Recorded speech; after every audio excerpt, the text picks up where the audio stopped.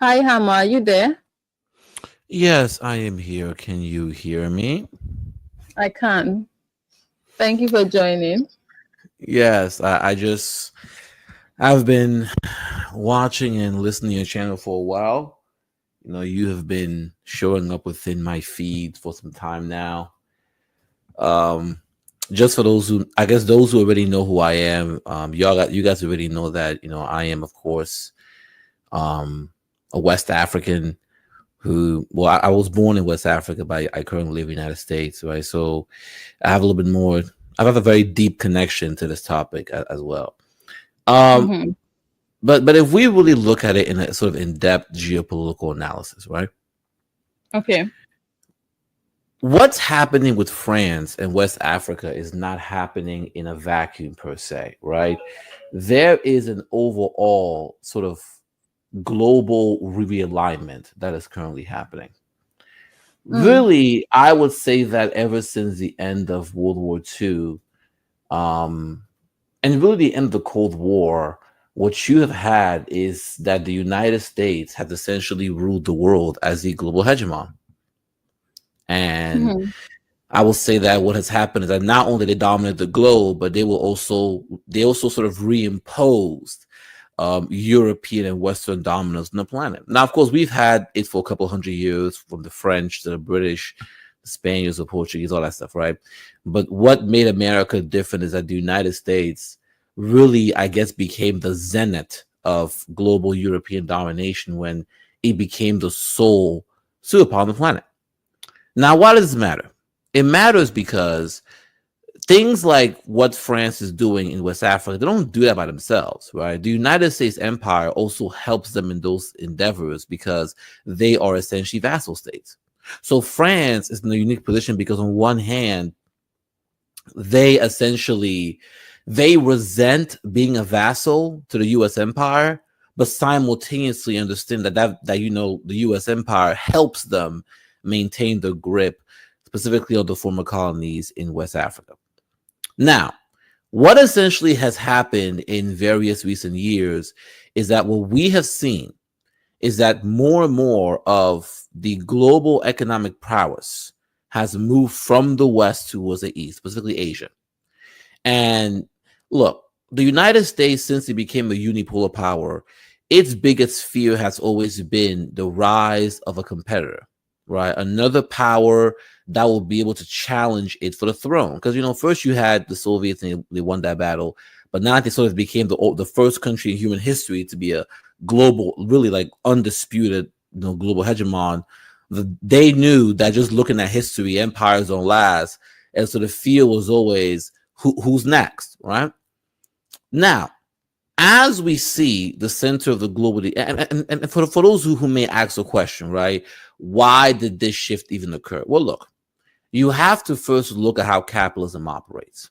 Okay, capitalism, for the most part, is the economic model that propelled Europeans to be top of the hierarchy, right? The Industrial Revolution begins, of course, in United Kingdom. The rest of Europe becomes industrialized, and this allows them to become more militarily and technologically advanced, allow them to kind of dominate the planet. But when you understand that some capitalism, then you say, okay, this system, which allowed Europeans to industrialize, allowed them to rise to the top of the world, that same system is now working against them from the point of view Yeah, that, because anyone can rise now. yes, but you have to And understand that's why how we this. have like China rising. And they don't Yes, really like that very much. yeah, I'm trying to sort of I'm sort of trying to teach the class here, but I know you're getting excited. It's okay, but Okay, sorry, going, I won't interrupt you again. So go on, go it's on. fine, it's fine, it's fine, it's fine, it's fine, it's fine. But like I was saying before, um, when you look at capitalism, this economic system, right, essentially in many ways facilitated the technological rise of Europe, right, with industrialization and allowing them to kind of become advanced and to conquer the planet. But the flaw in this economic model is that the model is fundamentally centered on profits and endless growth. But of course, the problem with this is endless growth is impossible on a planet with finite resources. And so, although this economic model, enabled them to rise to the top of the globe and dominate the planet, eventually it was going to come to a point where, okay, well, these Western nations were going to reach the limits of growth. And so you were going to have to eventually expand beyond the West. Capitalism was going to have to move away from the West to really, I guess you could say, increase its profits, right? Increase its growth. And so it is not then a surprise that, after sort of, the World War II, and we see this massive just demographic boom in Asia, because once again, Asia right now is the most popular continent, right? And that demographic boom really happened after World War II. When you see the demographic boom, and yes, you sort of had there was also the interest of sort of breaking China from the Soviets, which is fine. But when capitalists are looking and saying, hey, wait a minute, we're seeing this massive we're seeing these massive potential markets for profits emerging now, right? Especially China. Look how big, look at all that money could be made. So yes, you had a geopolitical side in terms of the Soviet Union, but you also had an economic side in terms of, there was, because of the promise of profits that China and the Asian continent could give them, because it was rising demographically, it had all this potential that drove a lot of capital into that region. And so it is not surprising that as, capitalism started to move towards Asia, move towards specifically China, in order to, of course, for profits. Yes, of course, Western corporations, Western companies may create a amount of profits, but inevitably, as, China developed and they rose and they industrialized, the center of capitalism slowly moved from the West towards Asia, specifically China. It is not a surprise that right now that the biggest industrial base in the world is in China, right? Which means that the same economic model that empowered Europeans to win the global stage, that same economic model is now working against them. It has now moved towards the East. And that's the reason why they're really afraid of China, because they understand, oh, we've been played, we've been had, right? Because once you have, when you have that sort of large population demographic, you can provide cheap labor, which of course incentivize capital to move towards your country, towards your region.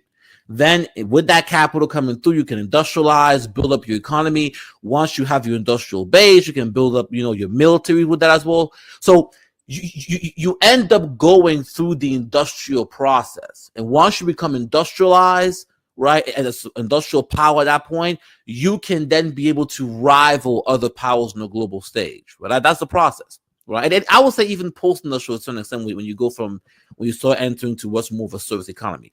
But the point I'm trying to make here, Malcolm X, yes, I am saying too much because it's a lot of information. But the point I'm trying to say here is that due to the shift of capital, due to the nature of capitalism, we saw the center of power, the center of global economy, go from the West towards China and the rise of Asia. And they've been trying to stop that fight against that, has been failing. Now, why does this matter? Because China, right, they see what's going on. They want to, so they want to be the boss. And so they, of course, have been working with many countries in the global South to resist the West, right? Because you have to understand what's happening, for example, in West Africa, that cannot happen in a vacuum. The only reason I personally believe why we're seeing many of these West Africans, people across the globe, who are being much more, how can I say it? They're being much more bold in their resistance towards the West, because there is now another competitor. Trust and believe that if it was still America being the hegemonic power, that situation in West Africa would not have occurred. They would have already been undermined. But because you now have, and by the way, that's why it's not a surprise that, for example, Niger and them, right? Why, if you see, they've brought in Wagner, they've brought in the Russians, right? That shouldn't surprise you. So even their ability to resist towards the West, resist towards France, because, they have a competitor now. They can go to China and Russia now. They have people backing them on the global stage. If China and Russia is not there and it's just done by themselves, they get over. This does not happen. So when you're seeing the center of power moving from the West towards Asia, what then that does is it creates a competitor that can essentially, empower all these other countries to fight against the West. So that's what you're seeing. But on top of that, what you will also see is that because China understands that, hey, the center of capitalism, because the center of capitalism has moved towards the West, towards us, specifically Asia, and that has allowed Asia to rise and us to rise, we also see that, hey, the only continent in the world that essentially has not really been touched by this is Africa. Africa is now the last frontier when it comes to capitalism. And they're seeing how, hey, the only place in the world that is growing demographically right now is Sub-Saharan Africa. So if you put 2 and 2 together, it's not complicated to see that they understand that the region that is next when it comes to economic growth, economic prowess is the African continent, right? Of course, they like that because that means those countries can be allies against the West. And of course, the West going to be against that because, once again, if you look at the geography, Africa is right next to Europe, okay? And also right next to the Atlantic. It is fundamentally against European interests, like Western interests, to see, specifically, absolutely Sub-Saharan Africa, right, to rise on the global stage. Because guess who gets them stomped out first? If we have a rising power, a rising African continent, Europe is right next door. They know they're going to get stumped. America is right across. So when you understand this, it makes sense. It's not complicated. This is not magic. Is what you're seeing is systems that historically have worked, in favor of Europeans working against them. And to answer folks in the chat, no, you guys don't know this. I'm breaking stuff down in a more in-depth fashion. But the point I'm trying to make here, right, after my monologue, I've broken everything, is that at the end of the day, what you are going to see is not only the rise of Asia, but China. What you're going to see, what you're seeing right now is the Asian century, which is that really, out about 2050, by the end of the century, Asia, specifically China, will be the dominant force in the globe. But what's most important to you, especially if you're a black person on the global stage, is the next century, which I believe is 2100, is going to be the African century. And everybody knows this. Well, I will say not, but the major powers knows this, right? Do you think it's a coincidence that now all of a sudden Joe Biden is in Angola right now? I guess he just visited. You think it's a coincidence that all of a sudden now all these major countries around the globe who just a couple of days, I would say years ago, could give a less of Africa as just an exploited place, now are going out of the way? Turkey, you got all these other, even South Korea, are now trying to make moves with it. They see the writing on the wall, right? But my only concern is that when it comes to Black Africans, because let's be honest here, at the end of the day, the people who are going to be most responsible when it comes to, uplifting the Black race on the global stage is going to Black Africans. I will say specifically Nigerians, because they are the biggest, I will say, in terms of, if I was to think of a country, a Black country, that truly has the potential of being a Black superpower on the global, to be Nigeria. I will say every other race has. Europeans have America, they have, France and the UK. The Asians have China. The Middle Easterners have Turkey and Iran. The South American folks have Brazil, right? But Black folks, we don't really have a country we can say, oh, this country represents Black power on the global. So we don't have that. The only one I can think of is Nigeria.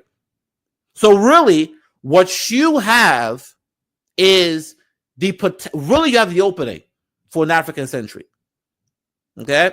And if Black Africans, specifically Nigerians, if they take advantage, if they play the right cards, then the African century will not only come to manifest, but I believe that the same way China is leading the Asian century in terms of their sort of become the superpower when it comes to the Asian continent, then when it comes to the African century, Nigeria will be placed to being the superpower when it comes to the African continent and in regards to the Black race. So that's what is coming. And Eamon said, full circle Africa. Look, that's the fear.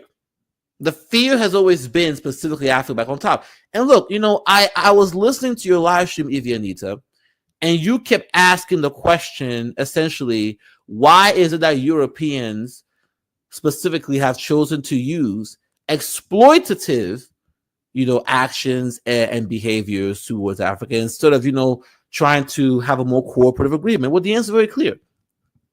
They have no resources. Okay? You're the resource. If the resources that they need to sort of maintain their economic model is under your feet, it is fundamentally against their interests for them to have an equal relationship with you. Because here's the issue. There is no guarantee that once, you are able to get control of your economy, that you won't just say, hey, we will go our separate ways. It's the fact that if they were to have a more equal relationship with you, you would be in a stronger position because the resources are actually with you. And you will always have the ability to walk away. So the fear is we don't want them to have the option to even walk away. But of course, that was never going to last. So to answer your question, and I guess as I guess to wrap it up in regards to before I let you respond, is yes, the system of capitalism, right, as well as just ordinary cycle of empires. But most systems of capitalism have sort of facilitated the Asian century and the African century, which is coming. But it is going to be up to specifically, now diaspora can come in, which is fine, but it's going to be specifically to Black Africans to take advantage of this opportunity. And I'm going to tell you something, if Black Africans, because once again, I don't know how you feel about it, but for me, the only African people are Black. North Africans, non-African, they're just a bunch of Arabs occupying our territory. The Horn of Africans, Ethiopia, Somalia, Djibouti, Eritrea, I don't consider them Black at all, right? They're mostly half-breeds. So really, the only true Africans are Black people. So what it comes down to is Black Africans have the opportunity to manifest an African density. And my question is, are they going to be ready? Because trust and believe, if Black Africans fuck this up and they are not on code and they let this opportunity fly them by, if you need, I'm telling you right, the Black race is finished. The last time Black people were sort of caught lacking like this was when Europeans showed up at your door. And we barely survived that. Barely. If we allow this opportunity of an African century to pass us by and we never manifested, I don't think the Black race survives. I really don't. I think if we don't take advantage and and by the way, it's not going to be African Americans, it's not going to be Caribbeans. The responsibility is going to be on Black Africans on the continent. Because at the end of the day, you are the center. We are the center. It's our job to carry the continent, carry diaspora with us, not them. You shouldn't have to rely on diaspora. It is fundamental. You shouldn't have to beg Black Americans. No. We should be the ones carrying the continent and then creating a situation where they can come there and feel proud of the place. So fundamentally, it's going to be the responsibility of Black Africans on the ground. And it's going to be us. The opportunity is here. You've been waiting for this for hundreds of years. It's here now. You have the chance. You have the opportunity. If we miss this opportunity to manifest an African century, the Black race is finished. Because what's going to happen is that next time when the enemy comes, you will end up like Native Americans. There will be no, you will be wiped out. Trust and believe that. Last time we survived, if we miss opportunity, we're not going to survive again. So I just want to make sure that Black Africans understand how dire and serious situation is. Because I will say the only other people on the planet that have experienced what Black people, I guess the Black Africans went through, is Native America, because they were invaded everything. The difference is we survived, they didn't. Australians. And my fear. Sorry, go ahead. I said Australians, native Australians. Yeah. Thank you. They didn't survive, we did. My fear is if we lose the opportunity and we allow ourselves to once again fall so behind everybody else, the next time they come, you're not going to survive it. You will be Native Americans. You will have to live eternity being ruled by another group. So be serious. Don't fuck around, because this is existential now. Okay? Now that should conclude. So go ahead and see what you gotta say. That concludes my monologue. After all you just said, what can I possibly say? You said it all. All right. Well, I will go ahead and leave for, I guess, the other folks in the back who may want to join. But I just wanted to break it. There's one thing I want to say though. To the point the answer you gave to my question, the one I posed earlier, asking why they can't just cooperate and let us be like equal partners or something. Let everybody eat, right? We can, yeah. So you basically said they can't agree to that kind of setting because they have nothing to offer. Yes. In other words, so I'll go finish your point. Yeah, and that makes sense. Now I'm wondering like why I never thought of it that way. Like, because not that I did not know that they don't have anything to offer, but like truly they need the resources to even be able to give us anything. And if now we are deciding on whether or not we want to give them, meaning we'll be producing. And you know, when you were saying, I started breaking it down in my head, because here's the thing. They take the resources so they can produce and sell back to us expensive. Yes. Now, if they can't have access to the resources the way they do, and we are now, you know, fully in charge of the resources, meaning we can produce. Now, even if they can get some of the resources, we might not even want to buy from them because we are producing our own stuff. Yes. So they'll really be left hanging. And like, you know, it really makes sense to me now why they really would not want that. Because I used to wonder, and I've said it in a few videos, like, why can't we just, you know, quote unquote, make peace and just not be doing all of this stuff anymore? But when you said it, I'm like, yeah, that makes sense. But I guess that's that. But the second thing I want to ask now is like, before you ask that question, let me just go back what you said before, and to kind of even add on top of that, it's important to understand, right, that it's only because the system of capitalism gave them a superior technological advantage to exploit you. It didn't change the fact that the resource is not with them. And so if you already have the resource and now you have the technology, the advantage is gone. What do I have? So think about it from that point of view. But go ahead with your next question. Yeah, I wanted to ask you what do you think about China and how it relates with Africa, and even Russia? I think that, you know, and y'all may not let us answer, but it's the facts.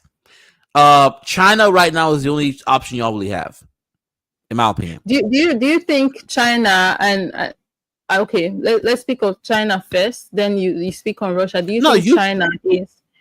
You can ask both. It's fine. You said China and Russia, right? Yes. Do you think they're like allies? Because I see them very differently, but I want to know how you see them. China and Russia are two major superpowers. So obviously, you know, they can never be truly allies because they'll always go into, you know, watching each other when it comes to power, right? China will never want a situation where Russia has too much power, especially around where they're at. And Russia... No. I mean allies to Africa, not to themselves. Do you think... to Africa. Allies? Yes. I think that China and Russia see it in their interest to work with the Africans. I'll put it that way. It has nothing to do with them liking you or being friends with you. It's timing.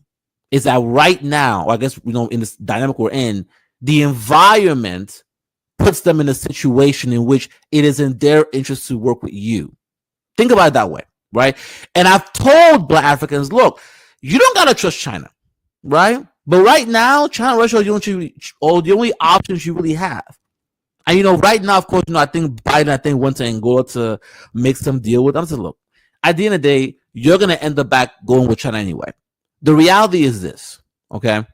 If you look at the Chinese, when they decided to go and open up China and work with the Americans. They didn't trust the Americans.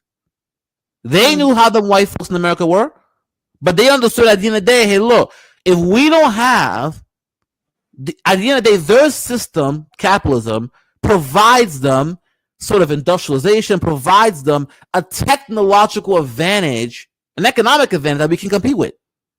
So we need that to even be able to stand a chance.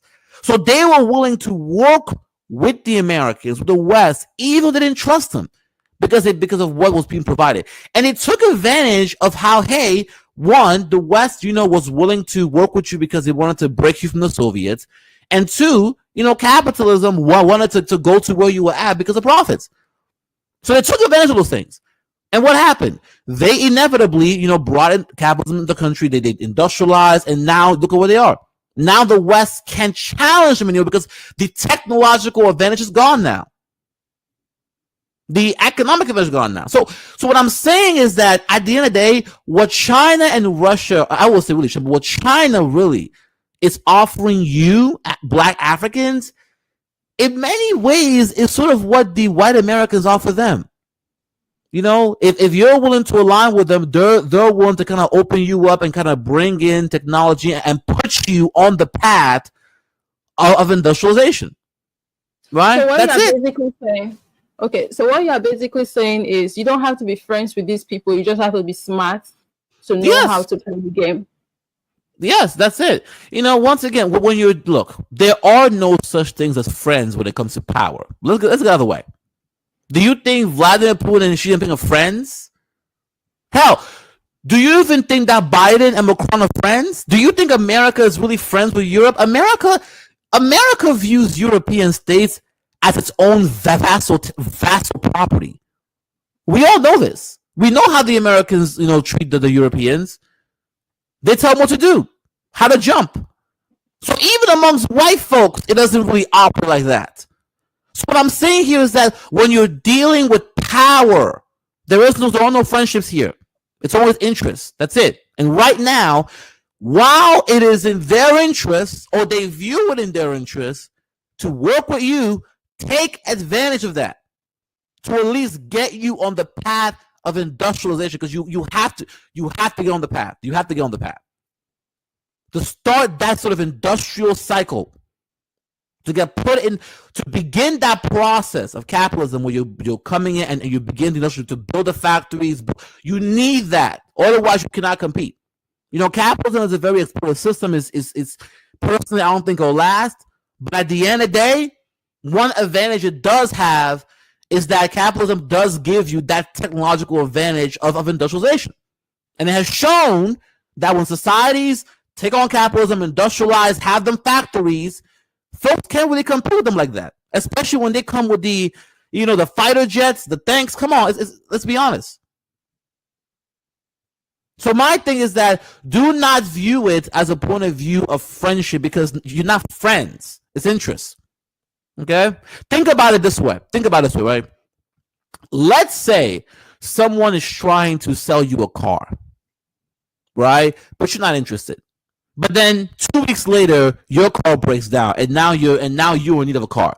And that same person comes back to you at that exact moment that your car broke down and offers for your car. Well, in that situation, you're more likely to buy the car.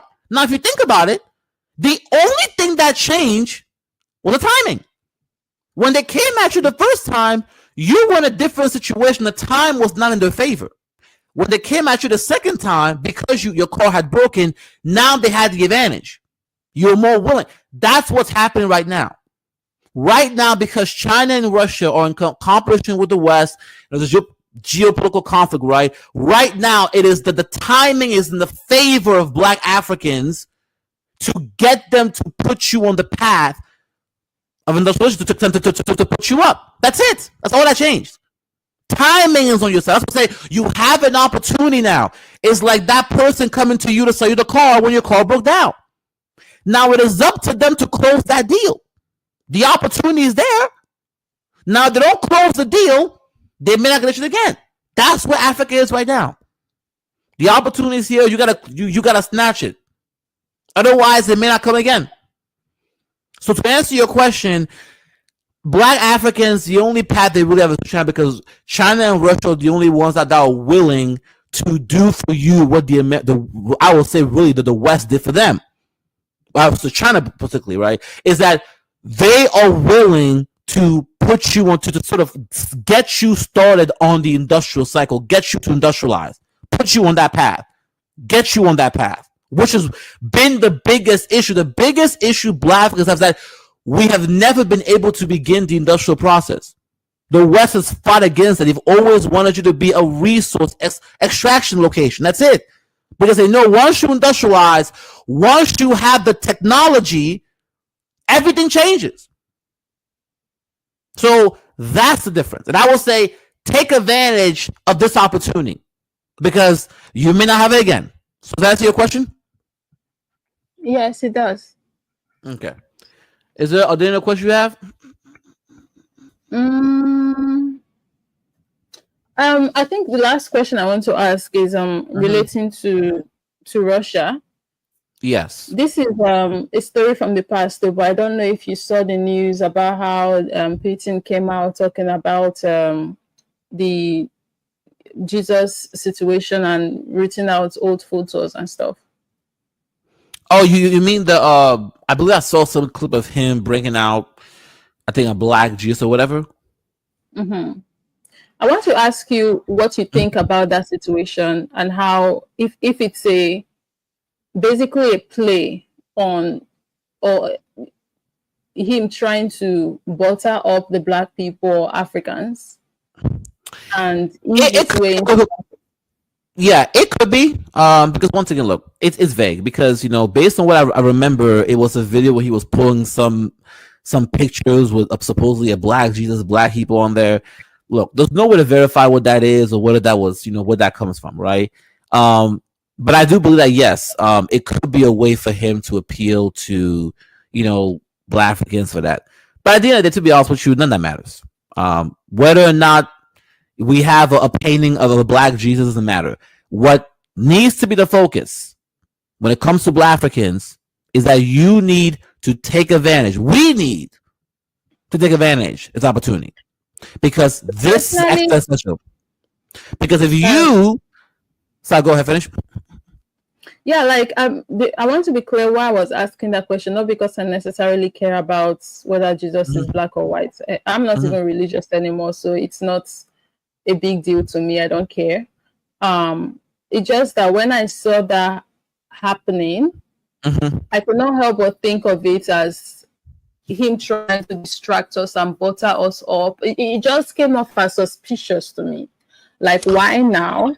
Why did you not bring it up since you definitely knew of this? This has been in wherever you kept it for, how long you have kept it for, but suddenly it's 2024 and with everything going with BRICS and the rounds you are making, and now this is the time you are bringing. It just came off suspicious, like something sinister is afoot.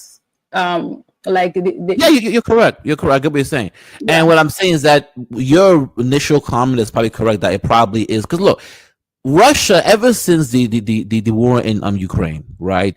The Russian country. My statement. Me seeing him do that, I didn't even trust Putin or whatever they are doing over there. But like seeing him do that made me side eye him more. Like I don't trust any of the people. But then when you now come out and do that, I'm like, now you are giving me more reason not to trust you, because why now? What's the agenda here? What are you doing? Well, my best guess is that this is a longer pattern of, I think, the Russians trying to appeal to the African states. Because look, if you look ever since, for example, the Ukraine war, right? Russia has been sanctioned by the West. They've been announced by the West. And if it wasn't for the fact that the BRICS nations, particularly China, came and helped them, they would have been destroyed.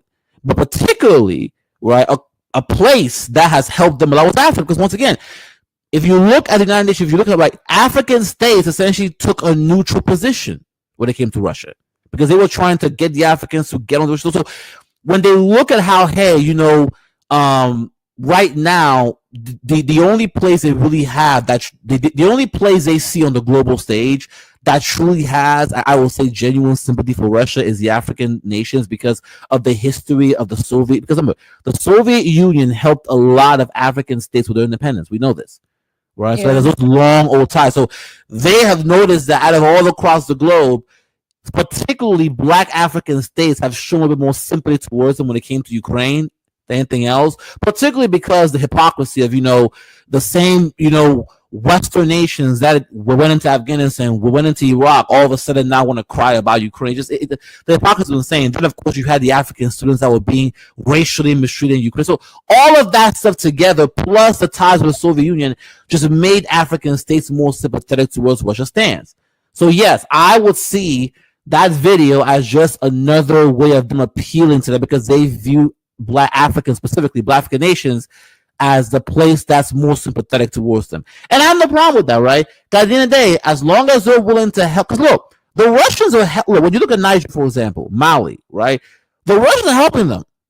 One of the reasons why they even have the sort of boldness they have now, largely is tied because, a lot of them, West African states now, they feel like, hey, we got the Chinese and Russians behind us. We can always go to them for help. So they're more on board now. So I have no problem with them pandering to it as long as we get what we want, as long as they want to help, Black Africans and support and put us on the path for legislation. That's fine, right? As long as we know that it's about business, that's all it is. So I hope that answers your question. We'll go through that. But I'm assuming. Do you have anything else that I missed in your question? I missed. No. Okay. Well, I guess I'll just close.